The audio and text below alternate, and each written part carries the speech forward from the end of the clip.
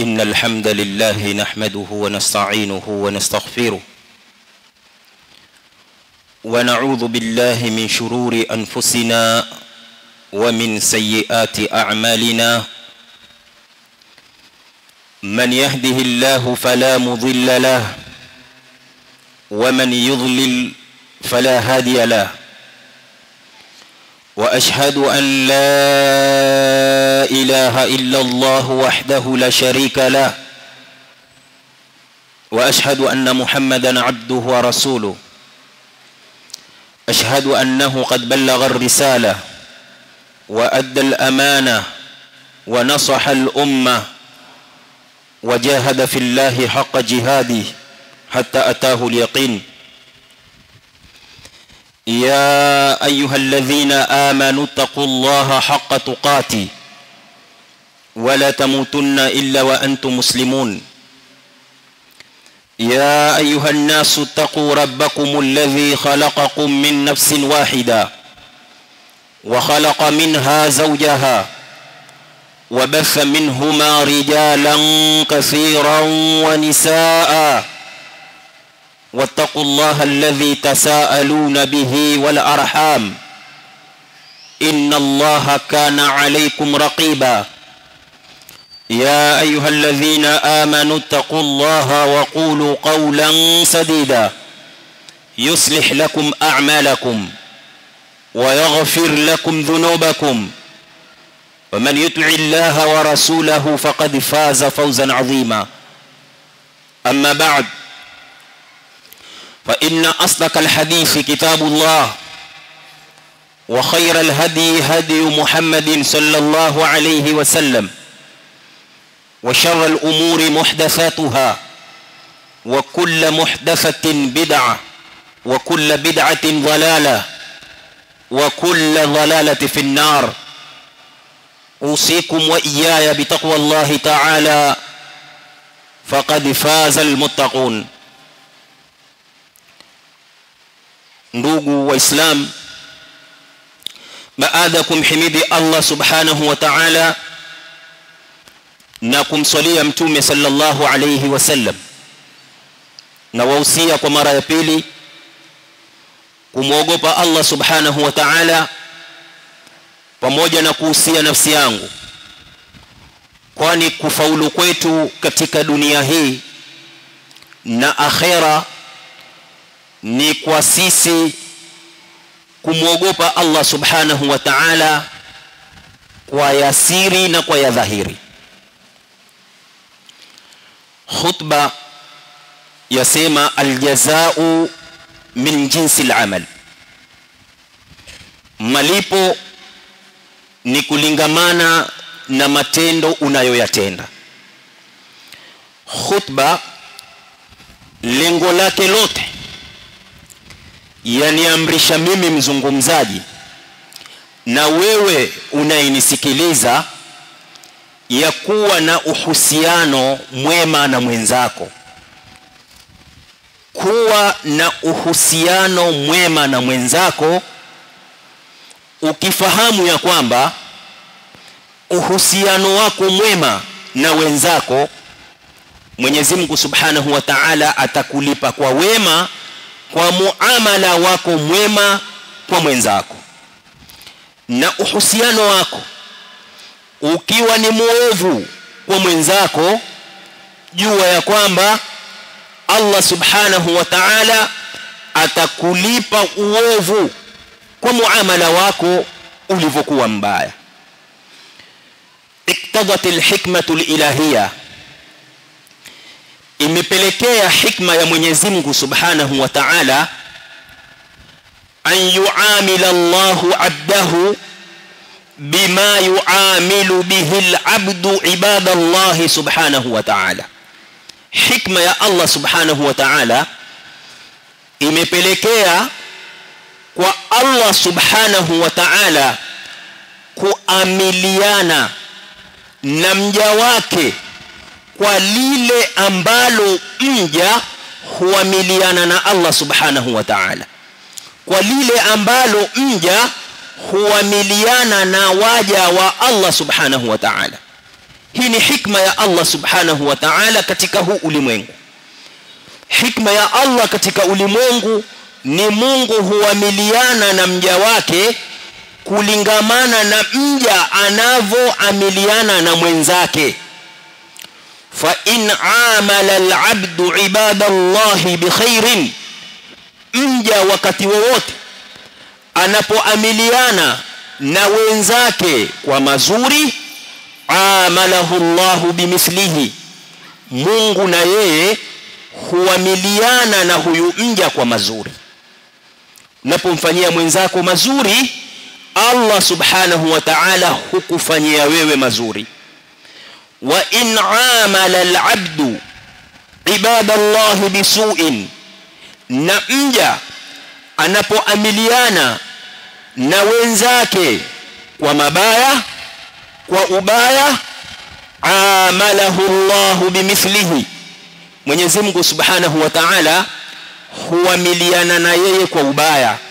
Lianna aljazaa min jinsi al-amal, kwa sababu malipo ni kutokamana na matendo unayoyatenda.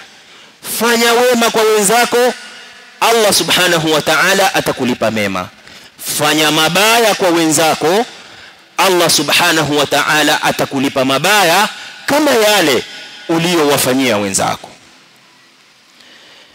Ndugu Muislamu, kwa utangulizi huu mfupi, lau utauliza msikiti mzima hivi sasa, mmoja baada ya mwingine, ni lipi unalolitaka kwa Allah subhanahu wa ta'ala akupe, kila mmoja atasema twataka khairi na rehma za Allah subhanahu wa ta'ala zitumiminie. Na wallahi hilo ndilo lengo la kila mmoja wetu, na ndio maana tumeata shughuli zetu, tumeingia ndani ya msikiti.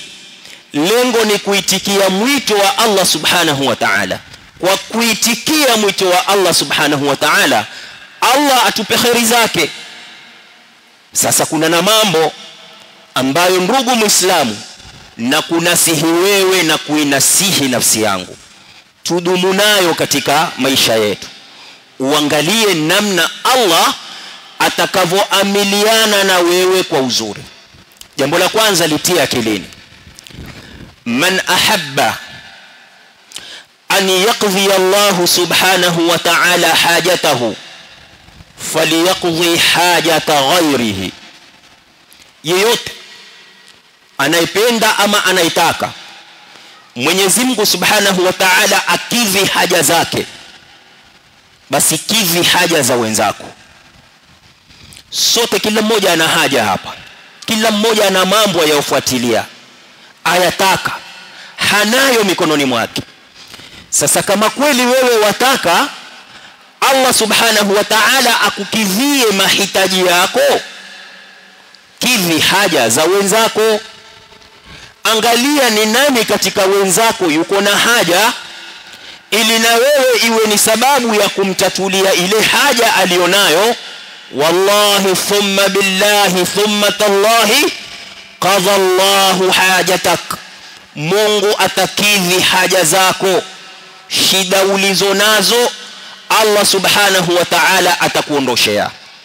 Wa misdaqu dhalika hadithu ibn Umar radiyallahu anhuma marfu'a, wa man kana fi hajati akhihi kana Allahu fi hajatihi. Mtume sallallahu alayhi wasallam asema, man kana fi hajati akhihi, yeyote, mimi katika alfadhul umum, yeyote katika sisi ambaye atakuwa yuko kwenye haja ya wenzake, atakuwa yeye ni sababu ya kumtatulia mwenzake haja alizonazo, kana Allahu fi hajatihi, Allah na yeye atakuwa katika haja zake.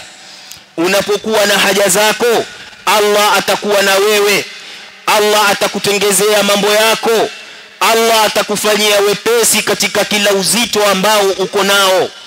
Haya yamesemwa na Mtume sallallahu alayhi wasallam, alladhi la yantiqu anil hawa in huwa illa wahyun yuha.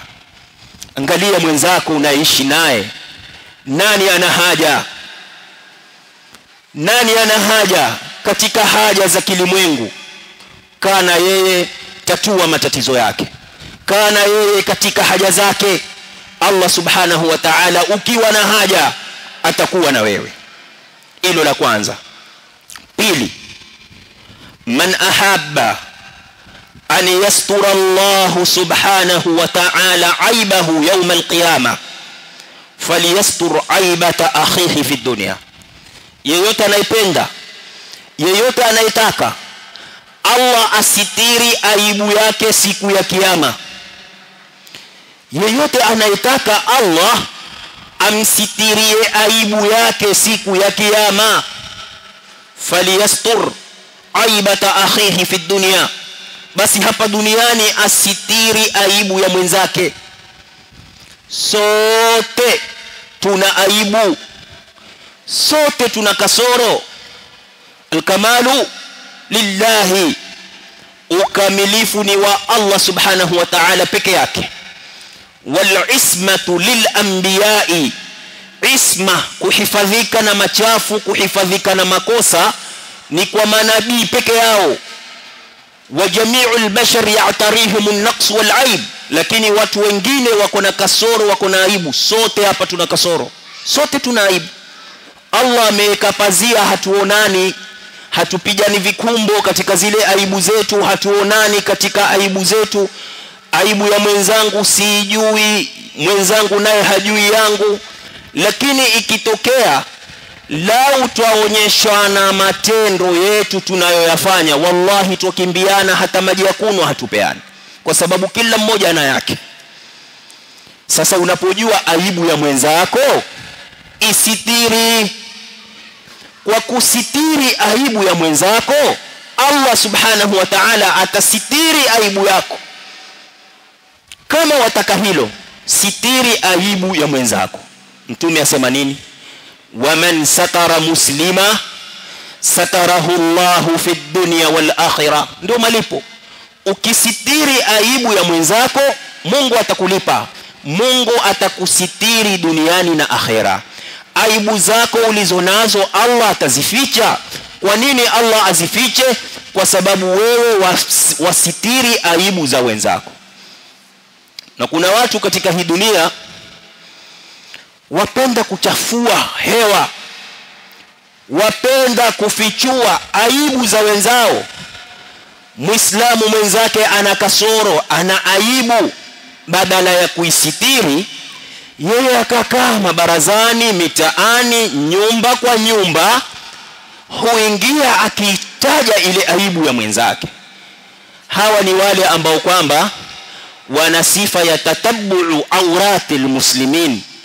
Tatabbu ni kuandama aibu za mwenzako. Wewe wajiona wewe ni msafi kama malaika aliyeteremshwa kwa uzi wa bulbuli kutoka mbinguni, lakini na wewe una tele. Lau Mungu atadhihirisha kwa watu, wallahi wakimbia, wajitenga na watu, huishi na watu katika community kama hizi. Sasa Mtume akatahadharisha vile vile, man tatabba'a auratil muslimina, mwenye kufuata na kuandama aibu za Waislamu. Wajua wewe, simuone yule mvile bwana, yule binti yake fulani yule, ana mimba. Yule usimuone vile, yule mtoto wake umjui, yule ni mtoto wake, yule mtoto wake, mwanamke ampitaye, twende. Yule hivi, yule hivi, yule hivi. Yani wewe ni kuandama kasoro za wenzako. Mwenye kuandama kasoro za wenzake, tatabba Allahu auratah, Mungu naye atazifuata aibu zake, azifichue moja baada ya nyingine hapa katika dunia. Walau kana fi rahli baiti, hata kama iko imefichika ndani ya nyumba yako, ndani ya nyumba yako imefichika, Allah subhanahu wa ta'ala ataifichua. Kwani wangapi waliokuwa wakisema ya watu, mwisho imeshikwa mkeo afumaniwa red handed, anyamaza kimya. Baba, mkeo red handed, vipi? Toa talaka basi. Na kutoa talaka hataki, na udayuthi kwa juu. Kwa nini imefikia hapo? kwa sababu aliandama aibu za watu. Allah akaleta fedheha ndani ya nyumba yake. Kwa hivyo mwenye kuandama aibu za wenzake, Allah yuamfedhehesha kwa hadithi ya Mtume sallallahu alayhi wasallam ndani ya nyumba yake, ili upate sitara duniani na akhera. Ficha aibu ya mwenzako. Wa man satara muslima, na yeyote mwenye kumsitiri muislamu, satarahu Allahu fi dunya wal akhirah, Mwenyezi Mungu atamsitiri yeye duniani na akhera. Hilo ni la pili. Tatu, wa man ahabba an yufarrija Allahu kurabahu yawm al-qiyamah, na yeyote anayetaka Mwenyezi Mungu amfanyie wepesi katika matatizo yake siku ya kiyama, falyufarrij kuraban nasi, hapa duniani awatatulie watu matatizo yao. Nani amedhikika na maisha? Nani leo hajala ukamwangalia ukampa na yeye akala? Nani na matatizo, pengine asomesha mtoto kwa hitajika school fees, na waona mtoto wa fulani huenda skuli asubuhi, mara hapo amefukuzwa. Wewe kijana una nini? Nimefukuzwa school fees.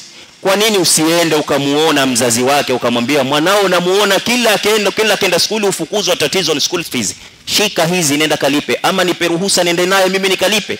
Tatua tatizo la mwenzako hapa duniani. Ukitatua tatizo la mwenzako hapa duniani, Allah subhanahu wa ta'ala atatatua matatizo yako siku ya kiyama.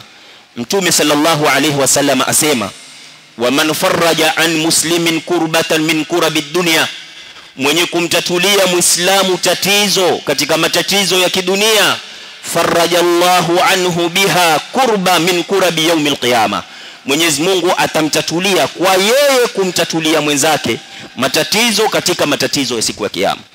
Kwa hivyo Mungu anaamiliana na wewe kwa kulingamana na wewe unavyoamiliana na wenzako. Wa man ahabba an yakuna Allahu fi aunihi falyakun fi auni akhihi, yule ambaye kwamba ataka Mungu awe ni msaidizi wake, basi kuwa ni msaidizi wa mwenzako. Ili Allah awe ni msaidizi wako katika maisha yako hapa duniani na kesho akhera, wewe jilazimishe kusaidia wenzako. Mtume sallallahu alayhi wasallam asema, wallahu fi auni al-abdi ma kana al-abdu fi auni akhihi, Mungu yuko katika hali ya kumsaidia mja, bora tu mja nawe awe yuko katika hali ya kumsaidia mwenzako. Namna utakavyosaidia wenzako katika dunia, ndivyo Allah subhanahu wa ta'ala atakuwa na wewe unapohitaji usaidizi. Mwenyezi Mungu subhanahu wa ta'ala atakusaidia. Wa man ahabba an yuthabbita Allahu qadamayhi ala as-sirati yawm al-qiyamah, na yule ambaye kwamba apenda ama yuwataka Mwenyezi Mungu adhibiti miguu yake miwili, nyayo zake mbili siku ya kiyama, fathabbit haqqal madhlum, basi dhibiti haki ya mtu aliyedhulumiwa. Sisi tuambiwa moja katika mambo ambayo ni ya ghaib na tuyaamini, kwamba siku ya kiyama kuna sirati. Sirati Mtume ameisifu kiurefu sana. Sirati ni barabara. Barabara hii iko katika shimo la moto wa Jahannam.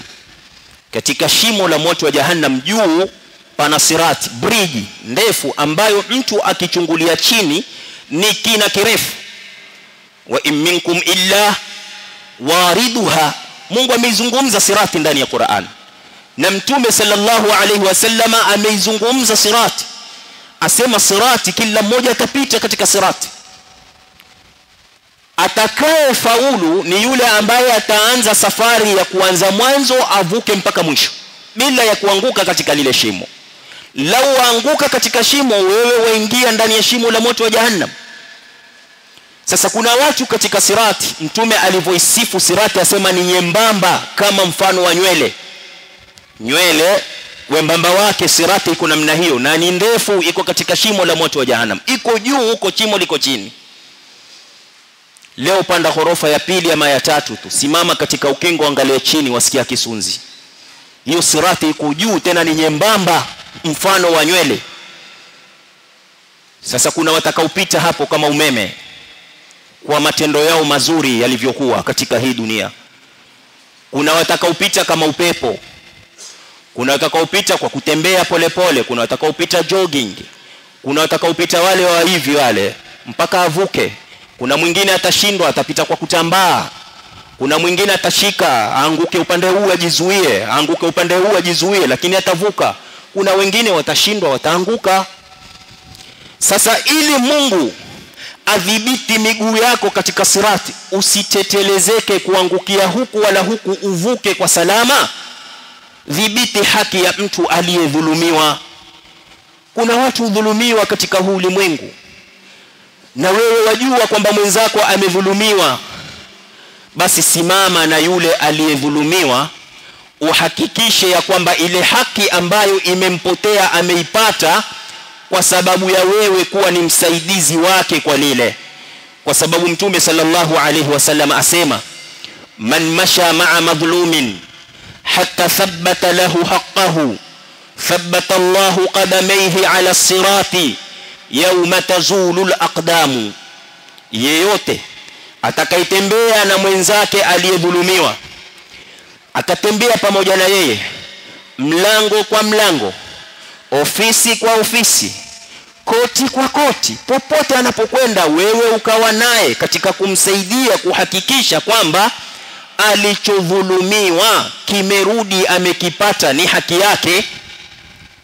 Ukifanya hivyo, Mtume sallallahu alayhi wasallam asema, thabbata Allahu lahu qadamayhi, Mungu ataidhibiti miguu yake ala sirati, juu ya sirati, avuke bila ya kubabaika, bila ya kuangukia huku wala huku.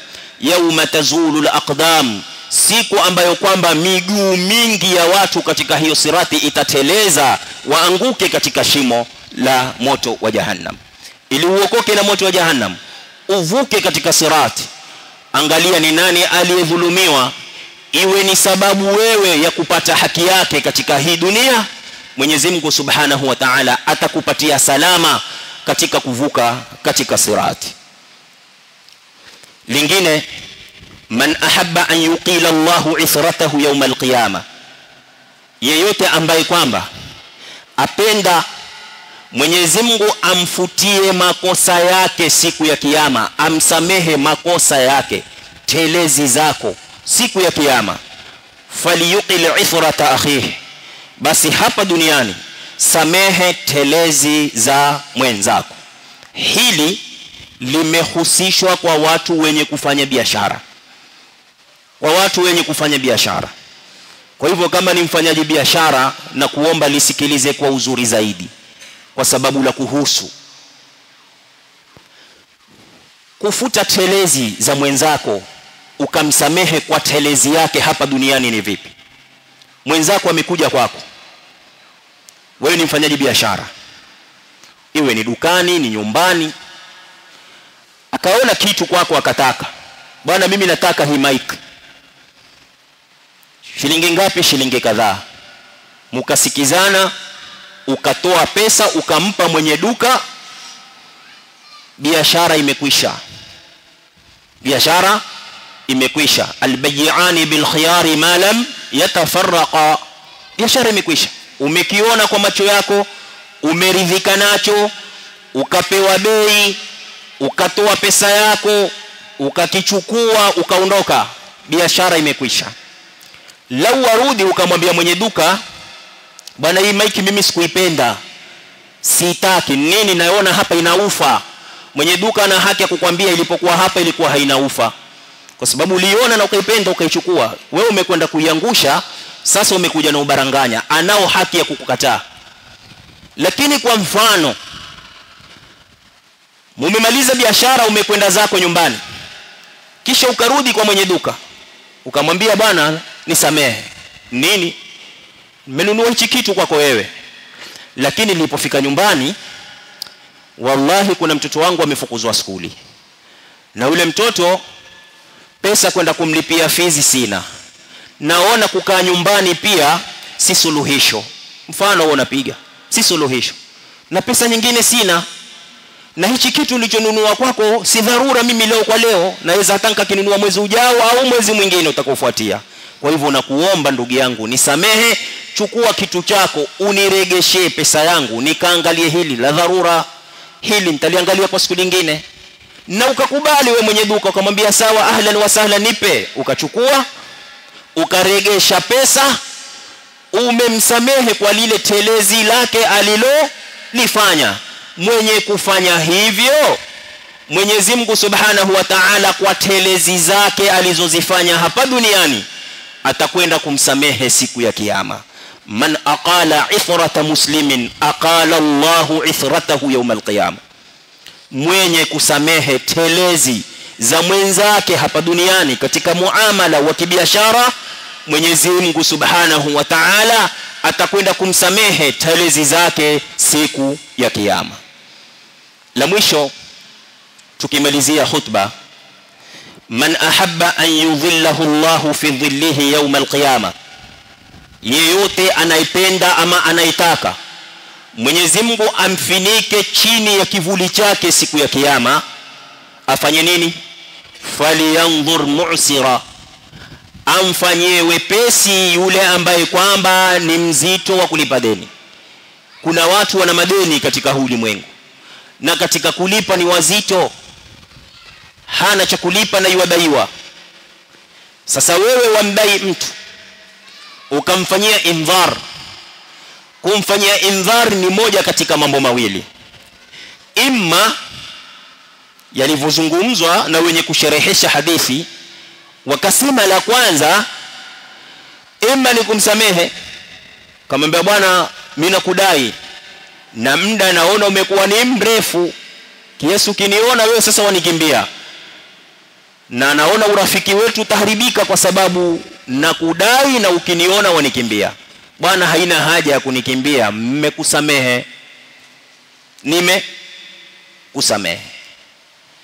Hiyo ni indhari ya kwanza. Pili, imma umwambie bwana mimi nakudai 10,000 lakini nimeona hii 10,000 ni uzito wewe kunidai kukunilipa, kwa hivyo mmekupunguzia 5, nilipe 5 tu. Sasa mwenye kufanya hili, Mtume sallallahu alayhi wasallam asema, man andhara mu'sira, yeyote ambaye atampa muda yule mwenye deni, alikuwa alipe jana hakulipa, alikuwa ni alipe mwezi ujao, wewe kamwambia nilipe hata kama baada ya mwaka, umempa muda mrefu ili kusudi kumtoa katika ile dhiki alionayo, au wadaa anhu, au kamsamehe ukamwambia nimekusamehe, adhallahu Allahu, Mwenyezi Mungu atamfinika yeye fi dhilli arshihi, chini ya kivuli cha arshi yake, yauma la dhilla illa dhilluh, siku ambayo patakuwa hapana kivuli isipokuwa kivuli hicho cha Mwenyezi Mungu Subhanahu wa Ta'ala. Imma umsamehe kabisa, au umpe muda, au umpunguzie katika kile ambacho kwamba wewe wamdai. Ukifanya moja katika hayo, Allah atakwenda kukufinika katika kivuli cha arshi yake siku ambayo kutakuwa hakuna kivuli isipokuwa kivuli hicho. Aqulu qawli hadha wa astaghfirullah li wa lakum wa lisairil muslimin fastaghfiruhu innahu huwal ghafurur rahim wa huwal barrul karim.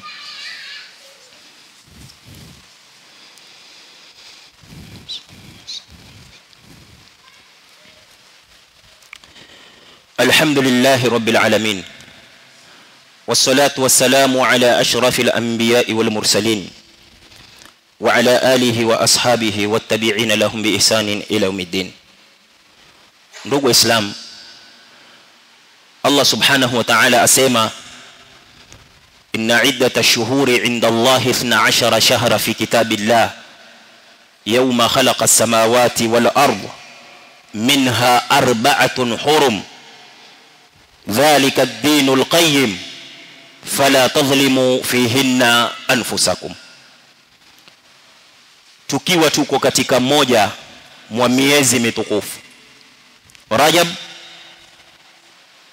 ni moja katika miezi mitakatifu, miezi iliyopewa heshima na Allah subhanahu wa ta'ala, ambayo Mungu asema katika Qur'ani, inna iddatash shuhuri 'inda Allahi 12 shahra, idadi ya miezi kwa Mwenyezi Mungu ni miezi 12.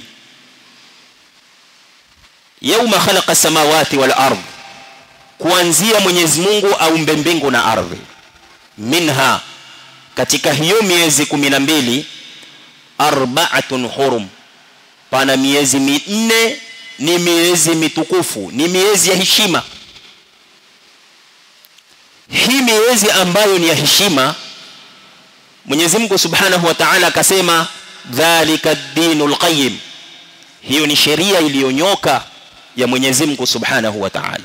Fala tadhlimu fihinna anfusakum, msidhulumu katika hiyo miezi nafsi zenu. Tukiwa katika mwezi wa Rajab, ambapo Mtume sallallahu alayhi wasallam katika kuitafsiri hii aya, kwa sababu Qur'ani hutafsiriwa kwa Qur'ani, al-Qur'anu yufassaru bil-Qur'ani, wal-Qur'anu yufassaru bis-sunnati an-nabawiyya, wal-Qur'anu yufassaru bi aqwali sahaba. Qur'ani hutafsiriwa kwa Qur'ani, aya hutafsiri aya, hadithi za Mtume hutafsiri aya, maneno ya masahaba hutafsiri aya. Huu ndio mfumo ulioko katika ulumul Qur'an, ambapo wanazuoni wameyazungumza haya masala kwa urefu. Sasa Mtume asema asana 12 shahra, mwaka una miezi 12. Minha arba'atun hurum, katika hiyo miezi 12 pana miezi 4 ni mitakatifu. Thalathun mutawaliyat, mitatu imefuatana, ambayo ni Dhulqa'da, Dhulhijja wal Muharram. Kisha akasema wa Rajab, na mwezi wa Rajab. Sasa sisi tuko katika mwezi mtukufu wa Rajab, umeheshimiwa na Allah. Allah hutukuza anachokitaka katika waja wake. Mungu atutaka akisema fala tadhlimu fihinna anfusakum, musidhulumu nafsi zenu katika hii miezi mitukufu yote aliyoitaja Allah. Yote hii minne, mtu asidhulumu nafsi yake. Kudhulumu nafsi ni vipi? Fadhulmu fihinna naw'ani, mtu kudhulumu nafsi yake katika miezi mitukufu ni namna mbili. Hali ya kwanza, adh-dhulmu bitarki alwajibat, ni mtu kudhulumu nafsi yake kwa kuacha ya wajibu. Jambo la kupasa ulifanye ukaacha kufanya katika huu mwezi mtukufu, umeidhulumu nafsi yako. Mfano, mwenye kuacha kuswali swala ya faradhi bila ya udhuru katika miezi mingine hupata dhambi, na ukiacha kuswali katika mwezi mtukufu, mfano katika mwezi wa Rajabu, ni dhambi zaidi. Itakuwa umedhulumu nafsi yako kwa kuacha la wajibu wewe kulifanya. Ndipo wanazuoni wakasema at-ta'atu fiha a'zamu thawaba, kumtii Allah katika miezi mitukufu thawabu zake ni nyingi, ni kubwa. Wal ma'siyatu fiha ashaddu iqaba, na kumuasi Mungu katika miezi mitukufu adhabu yake ni kali zaidi.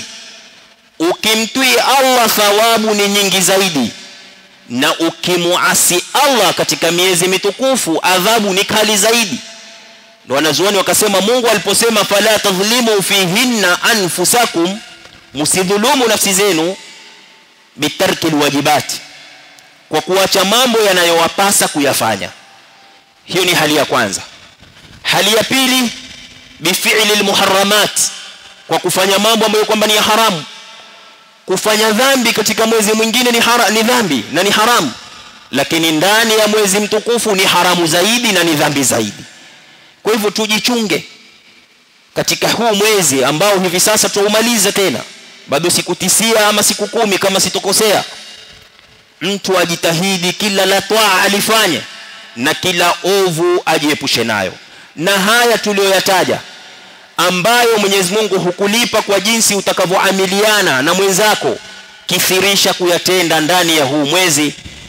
Faida yake utakwenda kuiona wakati utakapokwenda kukutana na Allah subhanahu wa ta'ala. Thumma alamu anna Allah amarakum bi amrin bada'a fihi bi nafsihi wa sanna alayhi almalaikata almusabbihata biqudsi wa thalatha bikum ayyuhal mu'minuna min bari'ati jinnihi wa insi وقال تعالى إن الله وملائكته يصلون على النبي يا أيها الذين آمنوا صلوا عليه وسلموا تسليما اللهم صل على محمد وعلى آل محمد كما صليت على إبراهيم وعلى آل إبراهيم وبارك على محمد وعلى آل محمد كما باركت على إبراهيم وعلى آل إبراهيم في العالمين إنك حميد مجيد وارض اللهم عن خليفة رسول الله أمير المؤمنين سيدنا أبي بكر الصديق وعمر بن الخطاب وعثمان بن عفان وعلي بن أبي طالب وعن بقية أصحاب رسول الله أجمعين والتابعين لهم بإحسان إلى يوم الدين ربنا تقبل منا إنك أنت السميع العليم وتب علينا مولانا إنك أنت التواب الرحيم ربنا اغفر لنا ولإخواننا الذين سبقونا بالإيمان ولا تجعل في قلوبنا غلا للذين آمنوا ربنا إنك رؤوف رحيم